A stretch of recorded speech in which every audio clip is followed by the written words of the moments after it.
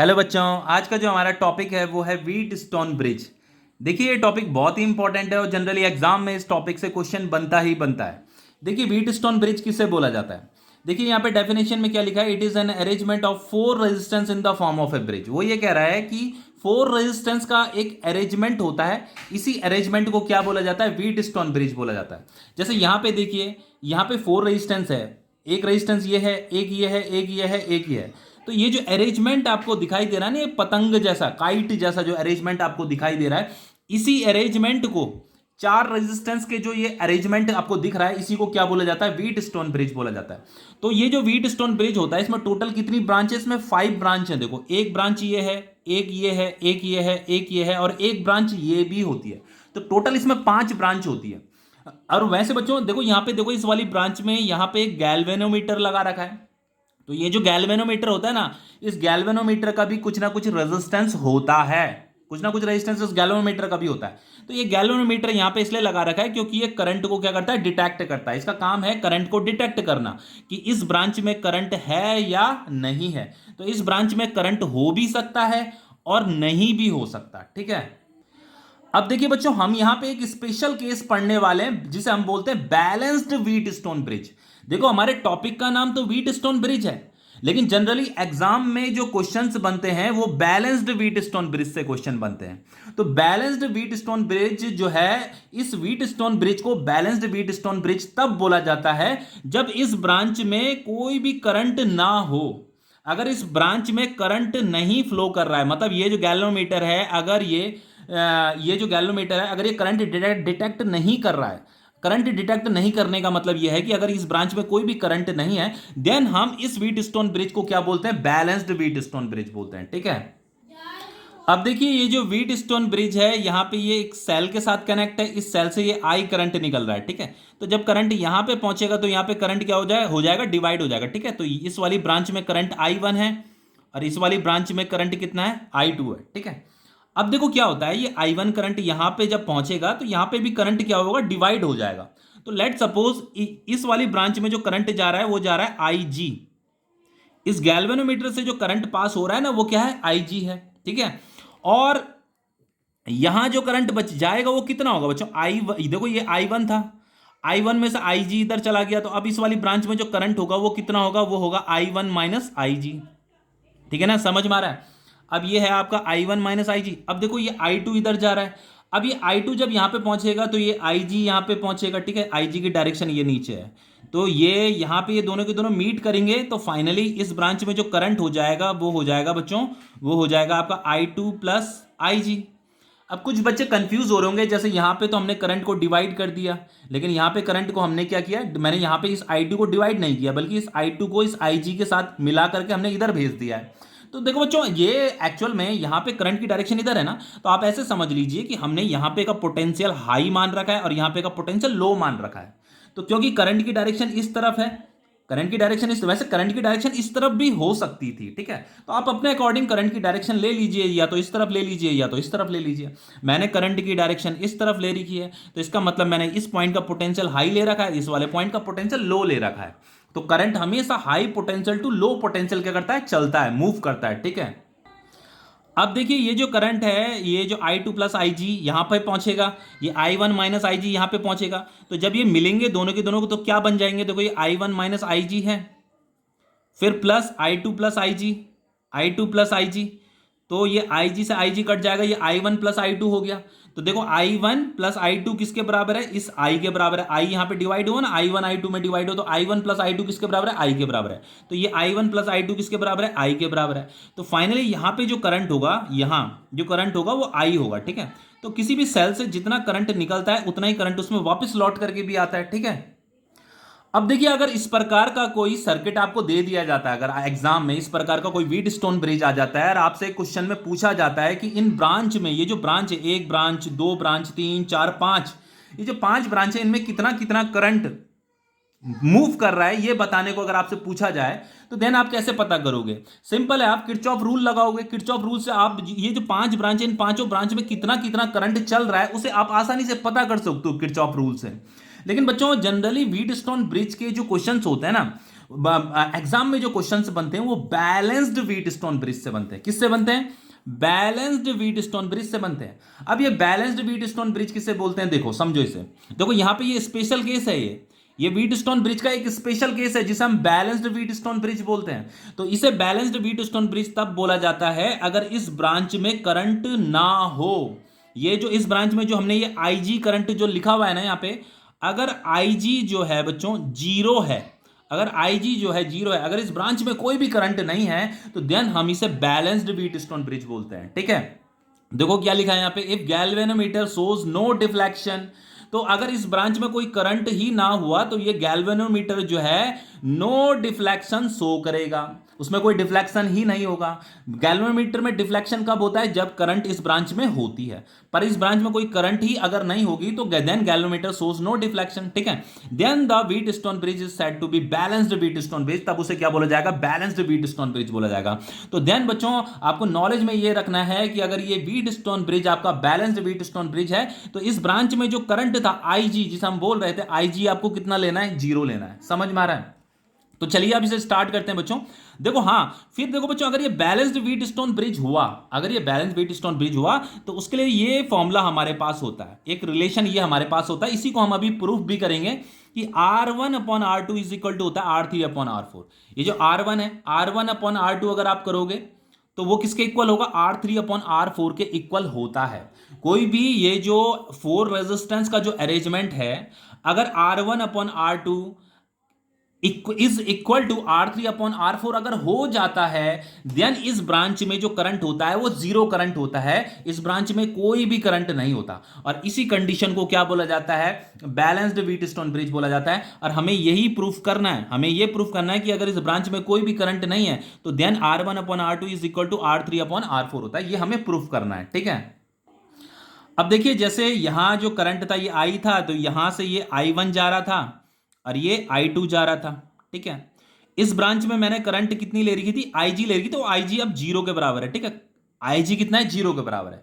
जैसे यहां पे IG था ना, इधर IG था, तो फिर यहां पे जैसे I1 माइनस IG किया था मैंने, तो IG तो जीरो हो गया। अब IG अगर जीरो हो जाएगा तो अब इस ब्रांच में कितना करंट बचेगा? I1 ही तो बचेगा। समझ में आ रहा है? तो जैसे यहां पे ये I1 था, तो अब इस ब्रांच में भी कितना बचेगा? I1 ही बचेगा। समझ में आ रहा है? अब ये I2 है, तो I2 क्योंकि इस ब्रांच में तब कोई करंट नहीं है तो ये I2 अब इस ब्रांच में भी I2 ही रहेगा। ठीक है, इस ब्रांच में भी I2 ही रहेगा। ये आपका रेजिस्टेंस R1 है, ये इसका रेजिस्टेंस R2 है, ये वाला रेजिस्टेंस ये R3 है और ये वाला रेजिस्टेंस आपका R4 है। अब देखिए यहां पे मुझे ये रिलेशन प्रूफ करना है, तो उसके लिए मैं क्या करूंगा? यहाँ पे किरचॉफ रूल लगाऊंगा। तो सबसे पहले मैं ये वाला लूप कंसीडर कर रहा हूं, जैसे इसने नेमिंग कर देते हैं कि ये A है, ये B है, ये C है और ये आपका D पॉइंट है। तो सबसे पहले मैं ये वाला लूप ले रहा हूं, ये वाला क्लॉकवाइज लूप। ठीक है, तो ये taking loop A B D, ये वाला मैंने लूप ले लिया, ABDA, ये क्लॉकवाइज लूप है। अब देखो इस क्लॉकवाइज लूप में देखो लूप की डायरेक्शन क्या है? A to B है। लूप की डायरेक्शन A to B है ना, A to B, और करंट की डायरेक्शन भी A to B है। तो लूप की डायरेक्शन और करंट की डायरेक्शन अगर सेम है तो देन यहां पे माइनस आएगा और इस I1 को R1 के साथ आपको मल्टीप्लाई करना है। ठीक है, देखो बच्चों हो सकता है यहां पे जैसे मैंने माइनस लिखा है ना, तो हो सकता है आपके स्कूल के टीचर यहां पे प्लस लिखा रहे हो। मतलब हर किसी, जब भी मैंने आपको किरचॉफ रूल में मैंने एक चीज बताई थी कि हो सकता है जो रूल मैं बता रहा हूं उसका जस्ट अपोजिट रूल आपके स्कूल के टीचर बता रहे हो, तो कंफ्यूज नहीं होना है। ठीक है, कोई सा भी रूल आप अपना सकते हो, आंसर सेम आता है। अब जैसे फिर देखो, अब देन उसके बाद लूप की डायरेक्शन क्या? A to B तो हो गया, अब लूप की डायरेक्शन है B to D, तो यहां पे देखो B to D लूप की डायरेक्शन है। लेकिन बच्चों इस ब्रांच में तो कोई करंट ही नहीं है, तो अगर इस ब्रांच में कोई करंट नहीं है तो इस ब्रांच का कोई भी पोटेंशियल डिफरेंस नहीं होगा। ठीक है, क्योंकि इस ब्रांच में करंट ना होने का मतलब यह है बच्चों कि जो इस पॉइंट का पोटेंशियल है वही इस पॉइंट का भी पोटेंशियल है। तो क्योंकि यहां पे कोई पोटेंशियल डिफरेंस नहीं आ रहा है तो इसलिए इस ब्रांच में कोई करंट नहीं है। अब बात करते हैं हम, फिर देखो अब लूप की डायरेक्शन है D to A, तो लूप की डायरेक्शन D to A है लेकिन करंट की डायरेक्शन A to D है। यहाँ पे ABD लिखा है, फिर A लिखा है ना, तो पहले D लिखा है बाद में A लिखा है, तो लूप की डायरेक्शन क्या है? D to A हमने ले रखी है। लेकिन करंट की डायरेक्शन क्या है? करंट की डायरेक्शन तो A to D है। तो यहाँ पे लूप और करंट की डायरेक्शन अपोजिट हो गई है, तो अगर दोनों की डायरेक्शन अपोजिट होती है तो यहाँ पे प्लस आता है और इस I2 को इस R3 के साथ हम मल्टीप्लाई कर देंगे। ठीक है, I2 R3, तो इसका जो सम होता है वो किसके बराबर होता है? जीरो के बराबर होता है। ये तो किरचॉफ सेकंड रूल है। देन फाइनली मैं इसे ऐसे लिख सकता हूं I2R3 इज इक्वल टू क्या हो जाएगा आपका I1R1 हो जाएगा। और इसे हम लिख सकते हैं I2/I1 is equal to R1/R3। ये हो गया आपका इक्वेशन फर्स्ट। अब ऐसे करते हैं, अब इस वाले लूप को कंसीडर करते हैं, इस वाले लूप को, ठीक है। टेकिंग लूप BCDB ये आपका क्लॉकवाइज लूप है। अब देखो इस वाले लूप में देखो लूप की डायरेक्शन क्या है, B टू C है। पहले B लिखा हुआ है, बाद में C लिखा है, तो लूप की डायरेक्शन B टू C है। तो लूप की direction B to C, current की डायरेक्शन भी B टू C, तो दोनों की डायरेक्शन अगर सेम होगी तो यहाँ पे माइनस आपको लिखना है और इस I1 को R2 के साथ मल्टीप्लाई कर देना। बस I1 को R2 के साथ मल्टीप्लाई कर देना है। फिर यहाँ पे देखो लूप की डायरेक्शन क्या है, लूप की डायरेक्शन क्या है, C टू D है। पहले C लिखा है, बाद में D लिखा है, तो लूप की डायरेक्शन C टू D है, करंट की डायरेक्शन D टू C है। तो दोनों की डायरेक्शन क्या है, अपोजिट है। तो यहाँ पे प्लस आ जाएगा और I2 को R4 के साथ मल्टीप्लाई कर देना है, ठीक है। अब देखो क्योंकि इस ब्रांच में तो अब कोई करंट है नहीं, तो इस ब्रांच में कोई करंट नहीं है, तो इसका कोई पोटेंशियल डिफरेंस भी नहीं होने वाला, ठीक है। तो यहाँ पे इज इक्वल टू क्या आ जाएगा, 0 आ जाएगा। तो finally I2R4 is equal to क्या हो गया आपका I1R2 हो गया। और I2/I1 इज इक्वल टू क्या हो जाएगा आपका R2/R4 हो जाएगा, ठीक है। ये हो गई आपकी इक्वेशन सेकंड। अब देखो यहाँ पे I2/I1 क्या है, R1/R3 है, और यहाँ पे I2/I1 क्या है, R2/R4 है। तो अगर मैं इन दोनों को कंपेयर करता हूं, comparing equation first and second, तो इन दोनों को अगर हम कंपेयर करेंगे तो फाइनल में हमें क्या मिलेगा, R1/R3 इज इक्वल टू क्या हो जाएगा, R2/R4 हो जाएगा ना, R2/R4 हो जाएगा। अब फाइनली हम इसे लिख सकते हैं, कैसे लिख सकते हैं, R1/R2 क्रॉस मल्टीप्लाई कर दो तो R2 इधर चल जाएगा, R3 इधर चल जाएगा, तो R1/R2 is equal to R3/R4। तो यही तो हमें प्रूफ करना था, यही तो हमें प्रूफ करना था।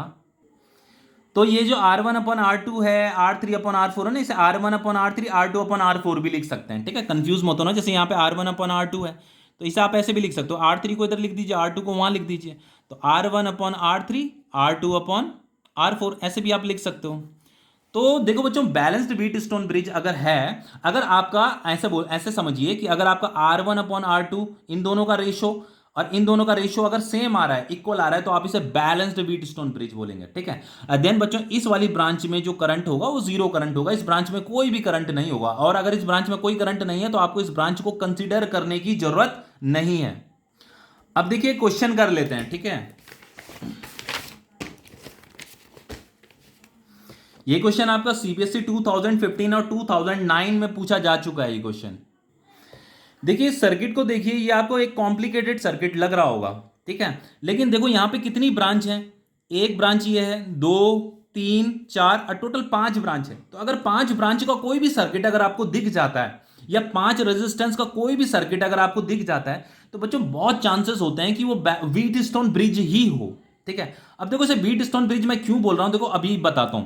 देखो जैसे यहाँ पे ये ए है ना, तो ए देखो इस बी के साथ भी कनेक्ट है और ये ए जो है इस डी के साथ भी कनेक्ट है, ठीक है। तो जैसे यहाँ पे मान लो ये ए पॉइंट है, तो ए किसके साथ कनेक्ट है, बी के साथ कनेक्ट है ना। तो यहाँ पे ये बी मैंने बना दिया, तो ए जो है बी के साथ कनेक्ट है और ये इसका रेजिस्टेंस कितना दे रखा है, 1 दे रखा है। और ए जो है यहाँ पे डी के साथ भी कनेक्ट है, यहाँ पे जो रेजिस्टेंस है वो 2 ओम का है। तो यहाँ पे ए जो है ये डी के साथ भी कनेक्ट है, ठीक है। ये रेजिस्टेंस कितना है, 2 ओम है। अब ये बी और डी भी आपस में कनेक्ट है, यहाँ पे कितना रेजिस्टेंस है, 5 ओम। तो बी और डी को भी ऐसे कनेक्ट कर दो, यहाँ पे ये आपका 5 ओम। ध्यान से देखिए, अब यहाँ पे देखो ये बी किसके साथ कनेक्ट है, बी यहाँ पे ये सी के साथ भी कनेक्ट है और बी यहाँ पे ये डी के साथ भी कनेक्ट है, ठीक है। तो ये बी इस सी के साथ भी कनेक्ट है, तो यहाँ पे जैसे मैंने ये सी पॉइंट ले लिया, तो देखो ये सी जो है बी के साथ भी कनेक्ट है और ये जो सी है यहाँ पे ये डी के साथ भी कनेक्ट है। तो सी बी के साथ भी कनेक्ट है और सी डी के साथ भी कनेक्ट है, ठीक है ना। तो यहाँ पे ये आपका ऐसे रेजिस्टेंस बन जाएगा, एक रेजिस्टेंस ऐसे बन जाएगा, डी और सी ये कितना है, 4 ओम। और ये सी और बी कितना है, 2 ओम। सी और बी कितना है, 2 ओम। अब देखो ये बच्चों ये व्हीटस्टोन ब्रिज तो है, लेकिन अभी हमें चेक करना पड़ेगा कि ये बैलेंस्ड व्हीटस्टोन ब्रिज है या नहीं है, ठीक है। तो यहां पे ऐसे ये सेल के साथ कनेक्ट है, ये सेल आपका 6 वोल्ट का सेल दे रखा है यहाँ पे, ठीक है। ये 6 वोल्ट का सेल है, यहां से आई करंट आ रहा है, तो इसे मैंने R1 बोल दिया, इसे मैंने R2 बोल दिया, ये आपका R2 है, ये आपका R3 है और ये आपका R4 है। मुझे चेक करना है कि ये बैलेंस्ड व्हीट स्टोन ब्रिज है या नहीं है। तो उसके लिए कंडीशन क्या होती है, R1/R2 इज इक्वल टू क्या होता है, R3/R4, यही हमें चेक करना होता है। तो अगर ये प्रूफ हो गया तो इसका मतलब ये बैलेंस्ड व्हीट स्टोन ब्रिज है। और अगर ये बैलेंस्ड व्हीट स्टोन ब्रिज है तो बच्चों इस ब्रांच में कोई भी करंट नहीं होगी। तो अगर इस ब्रांच में कोई भी करंट नहीं हुई तो आपको इस ब्रांच को कंसीडर करने की जरूरत नहीं होती है, ठीक है। तो पहले इसे प्रूफ कर लेते हैं। R1 कितना दे रखा है, 1 दे रखा है। R2 कितना दे रखा है, 2 दे रखा है। R3 कितना दे रखा है, 2 दे रखा है। R4 कितना दे रखा है, ये 4 दे रखा है। तो ये 2 1 जा 2, 2 2 जा 4, तो ये हो गया आपका 1/2 इज इक्वल टू 1/2। तो ये इक्वल प्रूफ हो गया है, हो गया ना। तो इसका मतलब ये जो 4 रेजिस्टेंस का जो ये अरेंजमेंट दे रखा है, ये कि आपका बैलेंस्ड व्हीट स्टोन ब्रिज है। तो अगर ये बैलेंस्ड व्हीट स्टोन ब्रिज है तो यहां से कोई भी करंट पास नहीं करेगी, इस ब्रांच में कोई भी करंट नहीं होगी। तो अगर इस ब्रांच में कोई भी करंट नहीं है तो आपको इस वाले रेजिस्टेंस को कंसिडर करने की जरूरत नहीं है। समझ में आ रहा है। तो देन हम क्या करेंगे, यहां पे एक रेजिस्टेंस ये है, यहां पे एक रेजिस्टेंस ये है, ये आपका क्या है, ये 1 ओम है, ये आपका 2 ओम है, यहां पे एक रेजिस्टेंस है और यहां पे एक रेजिस्टेंस है, ठीक है। ये R4 कितना दे रखा है, 4 ओम दे रखा है, और ये R3 कितना दे रखा है, 2 ओम दे रखा है। तो यहां पे जो ब्रांच है इस ब्रांच को कंसीडर करने की जरूरत नहीं है, क्योंकि आपका बैलेंस्ड व्हीट स्टोन ब्रिज है, इस ब्रांच में कोई भी करंट नहीं है। समझ में आ रहा है। तो ये यहां पे ये 6 वोल्ट का ये सेल के साथ ये कनेक्ट है। अब देखो इन दोनों को, देखो ये दोनों के दोनों सीरीज में, तो ये 1 प्लस सीरीज में, तो इन दोनों को ऐड कर दो, 1 + 2 कितना हो जाएगा, 3 हो जाएगा। तो मैं यहाँ पे एक इक्विवेलेंट सर्किट बना रहा हूँ, ठीक है। तो इन दोनों की जगह में मैंने एक सिंगल रेजिस्टेंस यहाँ पे बना दिया, तो 1 + 2 कितना हो गया, 3 हो गया।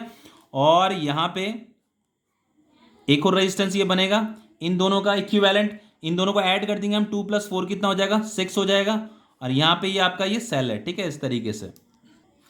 अब देखिए अगर मैं ये दोनों के दोनों तो अब पैरेलल में, तो अगर मैं इसका इक्विवेलेंट निकालूं तो इसका इक्विवेलेंट कैसे निकलेगा, R equivalent is equal to 3 × 6 divided by 3 + 6, ये वाला फॉर्मूला पता होगा ना। अब देखो ये हो जाएगा आपका R equivalent is equal to 6 × 3 = 18, 3 + 6 कितना है, 9, तो ये 9 × 2 = 18, तो R इक्विवेलेंट कितना आ गया आपका, 2 आ गया। तो अगर मैं इसका इक्विवेलेंट सर्किट बनाता हूं तो इन दो रेजिस्टेंस की जगह में अब मैं एक सिंगल रेजिस्टेंस यहां पे बना दूंगा, और इसका R इक्विवेलेंट कितना आ गया, 2 आ गया।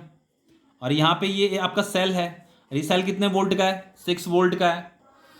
तो फाइनली हम यहाँ पे ओम्स लॉ लगा सकते हैं, V = R इक्विवेलेंट इंटू ये I। मुझे यहाँ पे क्या कैलकुलेट करना है, current drawn from the battery. मुझे ये बताना है कि इस बैटरी से कितना करंट ड्रॉन हो रहा है। तो I = हो जाएगा V/R इक्विवेलेंट। तो I = हो जाएगा V कितना दे रहेगा, 6 वोल्ट, R इक्विवेलेंट कितना है, 2 है, तो ये 2 × 3 = 6, तो I कितना आ गया आपका, 3 एम्पियर आ गया। तो ये क्वेश्चन आपका कंप्लीट हो गया है।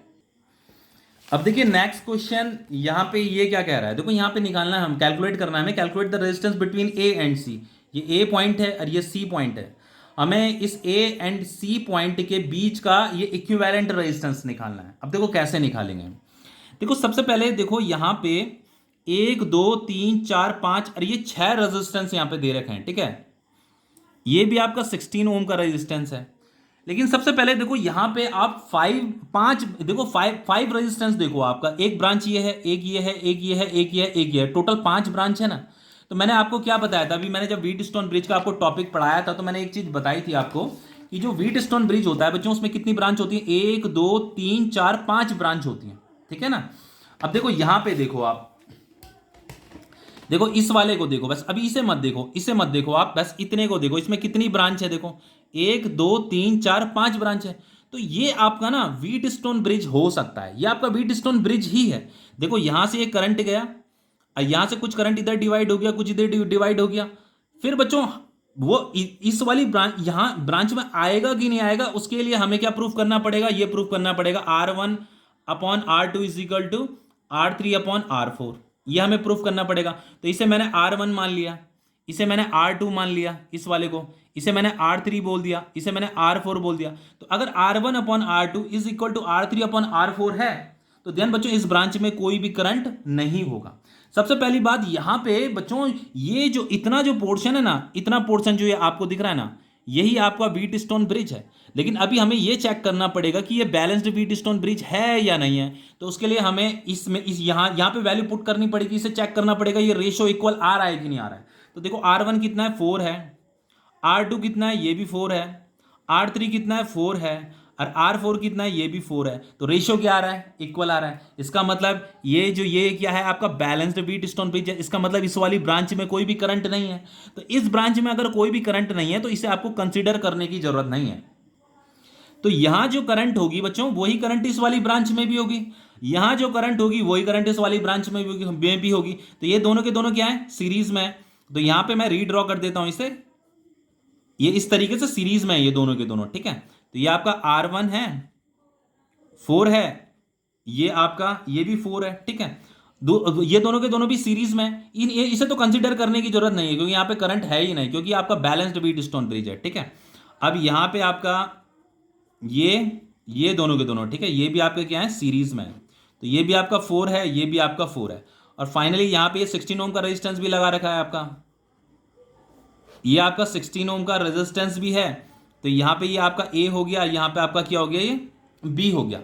अब देखो ये दोनों के दोनों सीरीज में, ये भी सीरीज में है, तो ये 4 + 4 कितना हो जाएगा, 8 हो जाएगा। तो इसका इक्विवेलेंट बना लेते हैं, ये आपका 8 हो गया, ये 4 + 4 भी कितना हो जाएगा, ये भी आपका 8 हो जाएगा। तो इसका इन दोनों का इक्विवेलेंट भी 8 हो गया, और देन ये क्या है आपका, ये 16 है, ठीक है। तो ये तीनों के तीनों अब क्या हो गए, पैरेलल में हो गए। ये आपका ए है, ये आपका बी है। तो हमें इसका क्या निकालना है, इक्विवेलेंट रेजिस्टेंस निकालना है। तो कैसे निकालेंगे, 1/R equivalent is equal to 1/8 + 1/8 + 1/16। तो ये 1/R equivalent is equal to क्या हो जाएगा, 16 एलसीएम आ जाएगा, ये 2 + 2 + 1। तो ये 1/R equivalent is equal to हो जाएगा 5/16। तो finally R equivalent is equal to कितना हो गया, 16/5। तो ये क्वेश्चन आपका कंप्लीट हो गया है। अब देखिए बच्चों नेक्स्ट हमारा टॉपिक है मीटर ब्रिज। अब ये मीटर ब्रिज क्या है, देखो, it is a device based on the principle of wheat stone bridge. तो ये एक डिवाइस है जो कि व्हीट स्टोन ब्रिज के ही प्रिंसिपल पे बेस्ड होती है, which is used for measuring unknown resistance. तो इसका काम क्या है, इसकी मदद से हम अननोन रेजिस्टेंस मेजर कर पाते हैं। अब देखो बच्चों ये मीटर ब्रिज क्या है, एक डिवाइस है। तो ये डिवाइस किस प्रकार का होता है, पहले से यहाँ पे ड्रॉ कर लेते हैं। तो देखो यहाँ पे कुछ ये कॉपर स्ट्रिप्स होती हैं आपकी, थिक कॉपर स्ट्रिप्स होती हैं। जैसे यहाँ पे देखो, पहले मैं इसे ड्रॉ कर देता हूं पहले।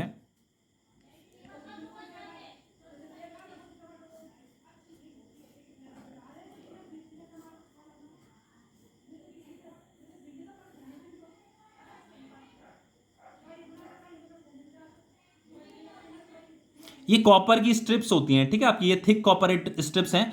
और ये जो स्ट्रिप्स के जो एंड है ना बच्चों, ये एक 1 मीटर लेंथ की वायर के साथ कनेक्ट होते हैं, ठीक है। यहाँ पे एक ये 1 मीटर लेंथ की एक वायर होती है आपकी, यहाँ से लेकर के यहाँ तक। अरे ये जो वायर होती है बच्चों, ये एलॉय की बनी होती है, मतलब कॉन्स्टेंटन या मैग्नीन की बनी होती है, ठीक है। तो नॉलेज में रखना ये जो 1 मीटर लेंथ की जो वायर होती है, यहाँ पे लिख देता हूँ, ये एलॉय होती हैं, ये कॉन्स्टेंटन या मैग्नीन की बनी होती हैं, ठीक है। यहां पे आपका ये सेल कनेक्ट होता है यहाँ पे, ठीक है। ये आपका ये वाला पॉइंट आपका ए है और ये वाला पॉइंट आपका क्या है, बी है। यहां पे क्या होता है, ये जो कॉपर स्ट्रिप्स हैं, यहां पे एक रेजिस्टेंस बॉक्स लगा होता है यहाँ पे, ये आपका एक रेजिस्टेंस बॉक्स है, ठीक है। यहाँ पे तो रेजिस्टेंस बॉक्स का मतलब ये है कि यहाँ पे आप अपने अकॉर्डिंग रेजिस्टेंस लगा सकते हो।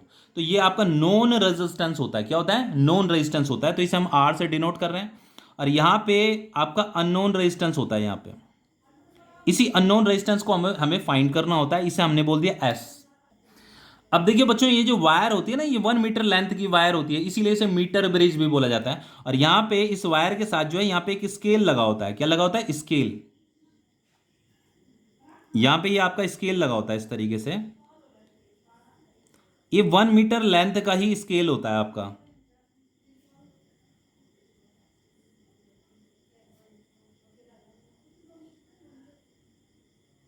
फिर यहां पे एक पॉइंट होता है जिसे हम डी पॉइंट बोल रहे हैं।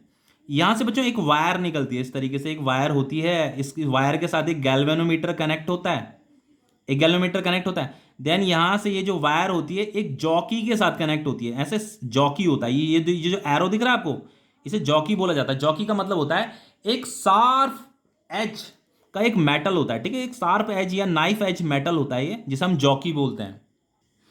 तो ये पॉइंट है आपका सी पॉइंट, चलो इसे हमने सी बोल दिया, ठीक है। इसे बच्चों जॉकी बोला जाता है, ठीक है, इसे जॉकी बोला जाता है। अब देखिए ये जो जॉकी होता है ना, इसका काम क्या होता है, इसकी मदद से हम यहाँ पे नल पॉइंट ढूंढते हैं। नल पॉइंट वो पॉइंट होता है, अगर हमें नल पॉइंट मिल गया तो देन बच्चों क्या होता है कि इस वाली ब्रांच में देन कोई भी करंट फ्लो नहीं होता। हमें यहाँ पे नल पॉइंट ढूंढना होता है। जैसे अभी हमने यहाँ पीछे क्या पढ़ा था बच्चों, ये आपका बैलेंस्ड व्हीट स्टोन ब्रिज था। तो बैलेंस्ड व्हीट स्टोन ब्रिज के केस में क्या था, इस वाली ब्रांच में कोई भी करंट फ्लो नहीं हो रहा था, ठीक है। तो उसी तरीके से हम क्या करेंगे, अभी क्या होता है, जैसे ये सेल है, यहां से कुछ करंट जा रहा है, तो यहां कुछ करंट इधर जाएगा, कुछ करंट यहां जाएगा, ऐसे फिर यहां से इस वाली ब्रांच में भी करंट फ्लो करता है, ठीक है। लेकिन हम क्या करेंगे, ये जो जॉकी होती है ना, इस जॉकी को यहां मूव कराते रहते हैं, यहां से उठा करके यहां रखेंगे, फिर यहां रखेंगे, फिर यहां रखेंगे, मतलब ये मूवेबल होती है जॉकी। इसे हम यहां से उठा करके यहां प्लेस कर सकते हैं, उसे एडजस्ट करना है बस हमें, यहां प्लेस कर सकते हैं, यहां प्लेस कर सकते हैं, यहां प्लेस कर सकते हैं। ऐसा हम इसलिए कर रहे हैं क्योंकि हमें नल पॉइंट ढूंढना होता है। नल पॉइंट ढूंढने का मतलब यह है कि जैसे ही बच्चों ये गैल्वेनोमीटर जो है डिफ्लेक्शन शो करना बंद कर देगा, तो इसका मतलब यह है कि अब यहां से कोई भी करंट फ्लो नहीं कर रहा है। तो जब यहां से कोई भी करंट फ्लो नहीं करेगा तो इसका मतलब यह है कि हमें नल पॉइंट मिल गया है, ठीक है।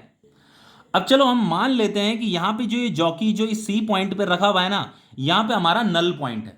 तो नल पॉइंट का मतलब आप समझ गए होंगे कि अब इस ब्रांच में कोई भी करंट फ्लो नहीं करेगा, इस वाली ये डीसी ब्रांच में कोई भी करंट फ्लो नहीं करेगा। तो लेट सपोज बच्चों ये जो नल पॉइंट है ये इस ए पॉइंट से जो है एल डिस्टेंस दूरी पे है, समझ में आ रहा है, ये एल डिस्टेंस दूरी पे है। तो यहां से लेकर के यहां तक की अब डिस्टेंस कितनी होगी, देखो ये ए और सी, इसकी लेंथ तो एल है, लेकिन ये सी और बी यहां से लेकर के यहां तक की ये जो बची हुई वायर है ये तो एल लेंथ की वायर है, और ये जो बची हुई लेंथ की वायर है इसकी लेंथ कितनी होगी, ये होगी आपकी 100 माइनस एल। देखो ये टोटल 1 मीटर लेंथ की वायर थी, तो 1 मीटर लेंथ मतलब 100 सेंटीमीटर।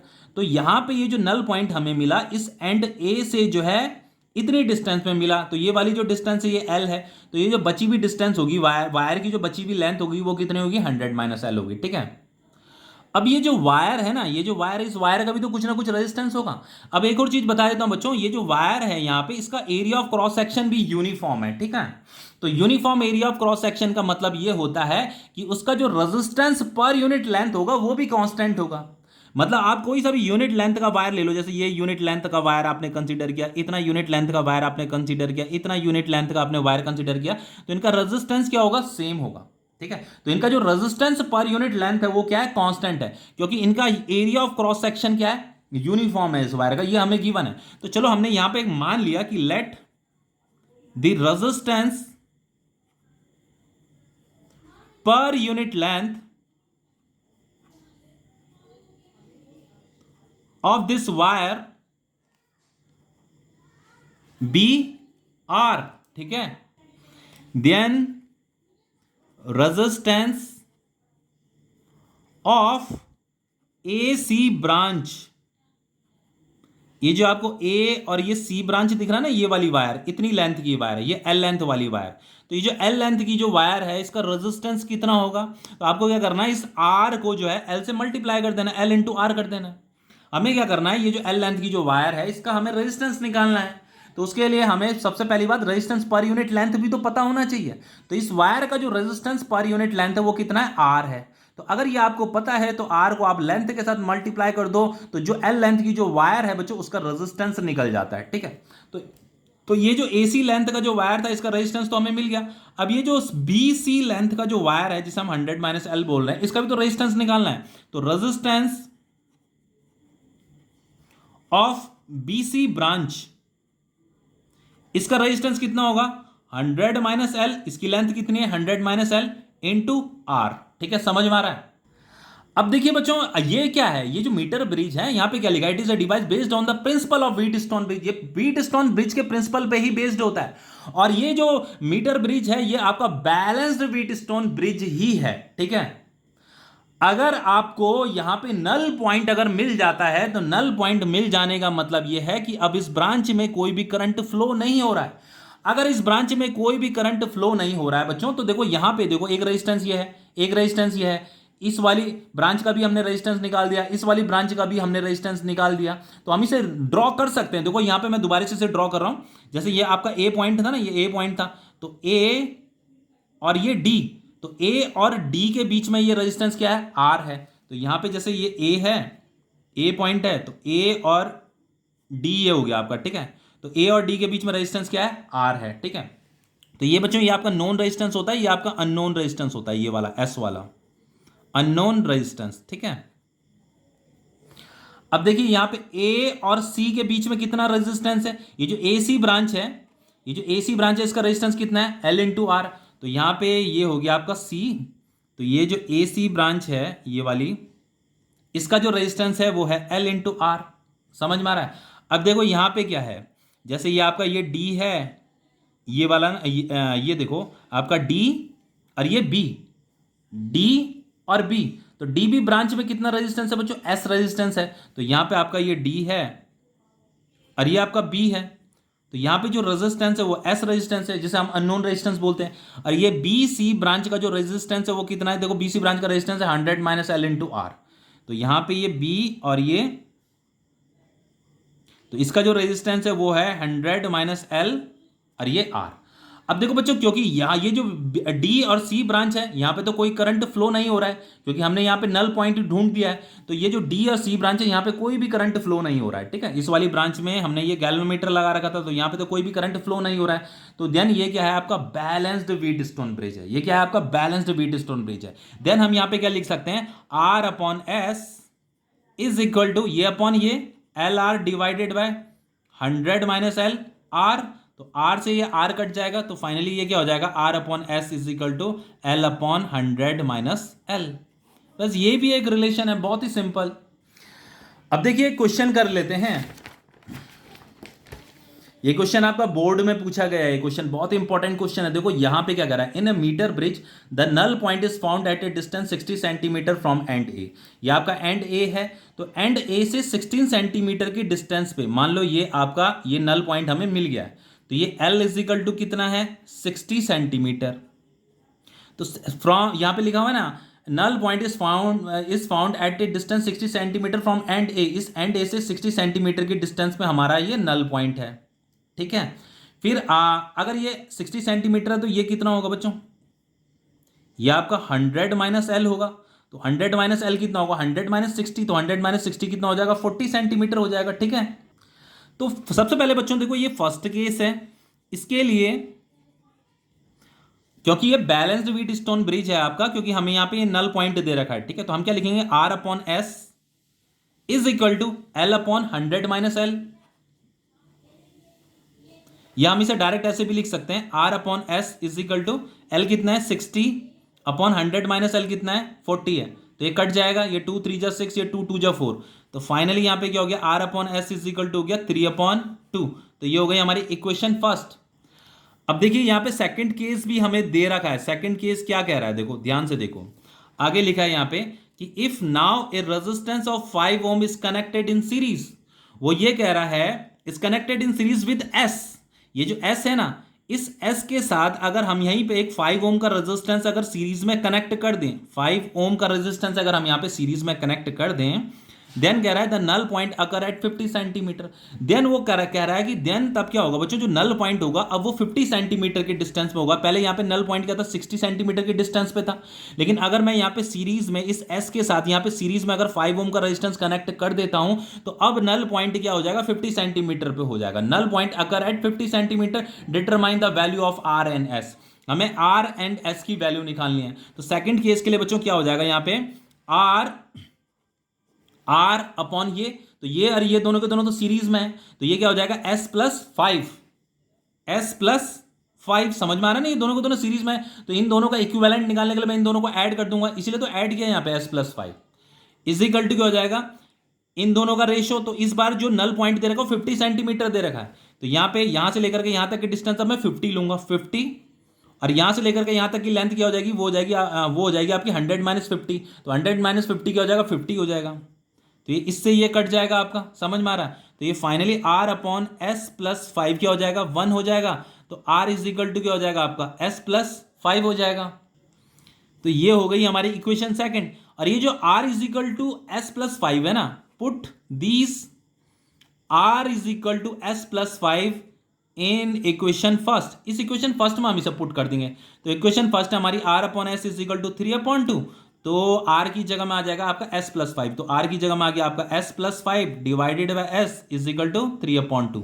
तो क्रॉस मल्टीप्लाई कर लो, तो ये 2 इंटू एस कितना हो जाएगा, 2s हो जाएगा, 2 5 जा 10 और ये हो गया आपका 3s। तो 3s माइनस 2s क्या हो जाएगा, s इज इक्वल टू कितना आ गया आपका 10 आ गया। तो फाइनली हम r भी निकाल सकते हैं, तो r निकालने के लिए यहाँ s, ये जो इक्वेशन है ना इसमें s पुट कर दो, तो r इज इक्वल टू क्या दे रहेगा, s+5 दे रहेगा, तो r is equal to s कितना है 10 है, तो ये 10+5 हो जाएगा, तो r इज इक्वल टू कितना निकल गया 15 निकल गया बस। तो ये कैलकुलेट हो गया। अब देखो नेक्स्ट क्वेश्चन यहाँ पे क्या है, देखो सेम टू सेम वैसा ही क्वेश्चन है, बस यहाँ पे क्या कर रखा है उसने कि यहाँ पे जो है पैरेलल में कनेक्ट कर रखा है, यहाँ पे इस s के साथ एक दूसरा रेजिस्टेंस यहाँ पे पैरेलल में कनेक्ट कर रखा है। तो सबसे पहले फर्स्ट केस ले लेते हैं, फर्स्ट केस ले लेते हैं। देखो यहाँ पे क्या कह रहा है, in a metre bridge the null point is found at a distance of 33.7 centimetre from A. तो इस ए से 33.7 सेंटीमीटर, ये लिखा ना 33.7 सेंटीमीटर के डिस्टेंस पे यहाँ पे एक नल पॉइंट है, ठीक है, ये आपका नल पॉइंट है, ये एल होता है और ये हमारा 100 माइनस एल होता है।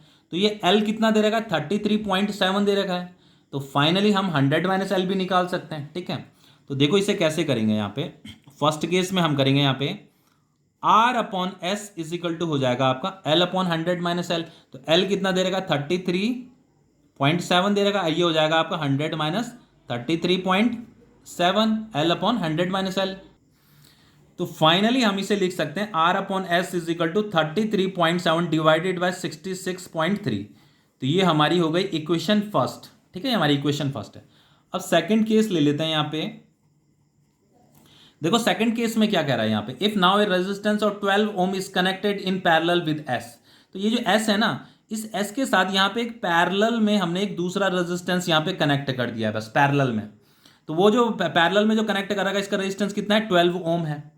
तो हम क्या करेंगे, सबसे पहले इन दोनों का, ये s है और ये 12 है, इन दोनों का इक्विवेलेंट निकाल लेते हैं। तो यहाँ पे मैं निकाल रहा हूँ पहले इक्विवेलेंट इन दोनों का, s इक्विवेलेंट, इन दोनों का इक्विवेलेंट निकालना है, ठीक है। तो दोनों के दोनों तो पैरेलल में, तो इसका इक्विवेलेंट कैसे निकालेंगे, 12 into S divided by 12 plus S. तो ये s इक्विवेलेंट हो जाएगा आपका 12s divided by 12 plus S, ठीक है। अब क्या करते हैं बच्चों, हमें यहाँ पे क्या कह रहा है, देखो कि if now resistance of 12 ohm is connected in parallel with S the null point occur at 51.9 centimetre. अब वो क्या कह रहा है कि अगर हम यहाँ पे पैरेलल में हमने इसे कनेक्ट अगर कर दिया है, तो अब नल पॉइंट जो है बच्चों अब वो 51.9 सेंटीमीटर पे हो जाएगा। तो ये एल कितना हो जाएगा, एल की वैल्यू हो जाएगी अब 51.9 सेंटीमीटर, ठीक है। तो हम इसके लिए, हमें नल पॉइंट हमें मिल गया, तो इसके लिए हमें एक दूसरी इक्वेशन लिखनी पड़ेगी, वो हो जाएगी हमारी r upon S is equal to L upon 100 minus L. तो L कितना दे रहेगा, ये तो दे रहेगा 51.9, सॉरी बच्चों यहाँ पे मैंने गलत लिख दिया है, ये R अपॉन एस इक्विवेलेंट होगा, ये जो S इक्विवेलेंट जो हमने निकाला था यहाँ पे S इक्विवेलेंट हो जाएगा, ये डिवाइडेड बाय 100 माइनस 51.9। तो ये R अपॉन, और ये जो S इक्विवेलेंट है इसकी वैल्यू ये दे रही है 12s डिवाइडेड बाय ये, तो ये हो जाएगा आपका 12s divided by 12 plus S है ना, तो ये 12 प्लस एस ऊपर चला जाएगा, ठीक है। ये हो गया आपका 51.9, इसको अगर आप सब्ट्रैक्ट करते हो तो ये हो जाता है आपका 48.1 हो जाता है, ठीक है। अब देखो ये हो गई हमारी इक्वेशन सेकंड। अब देखो यहाँ पे r अपॉन एस लिखा हुआ है ना, तो इस r अपॉन एस की वैल्यू ये दे रखी है हमें, तो इस वैल्यू को मैं यहाँ इसकी जगह में पुट कर रहा हूँ, ठीक है। देखो यहाँ पे ये r अपॉन एस है ना, तो सबसे पहले मैं 12 प्लस एस डिवाइडेड बाई ये 12 यहाँ पे लिखा है, इसे तो मैंने एज इट इज लिख दिया। अब ये r अपॉन एस की वैल्यू ये हमें दे रखी है, तो इस वैल्यू को हम यहाँ पुट कर देंगे इनटू 33.7 डिवाइडेड बाय ये into 66.3 is equal to 51.9 divided by 48.1। अब देखो बच्चों इससे आगे तो सिर्फ मैथ्स है, अगर आप इसे सॉल्व करते हो ऑन सॉल्विंग, आपको इसे खुद ही सॉल्व कर लेना, इससे आगे मैथ्स है, बाकी कुछ नहीं है। तो s कितना मिलेगा, s की जो वैल्यू आएगी आपको 13.5 ओम इसकी वैल्यू आ जाएगी, ठीक है। s हमें मिल गया 13.5 ओम, और ये जो s है इस s को हम यहां पुट कर देंगे तो हमें r भी मिल जाएगा। जैसे यहां पे लिख देता हूं मैं r अपॉन ये s कितना दे रखा है आपका 13.5, यहां लिख दिया 13.5 इज इक्वल टू ये 33.7 डिवाइडेड बाय इनका सब्ट्रैक्शन कितना था 66.3, तो ये r इज इक्वल टू क्या हो जाएगा 13.5 इंटू 33.7 डिवाइडेड बाय 66.3। तो इसकी जो वैल्यू मिलेगी बच्चों वो मिलेगी 6.86, ठीक है। तो ये क्वेश्चन आपके कंप्लीट हो गए हैं।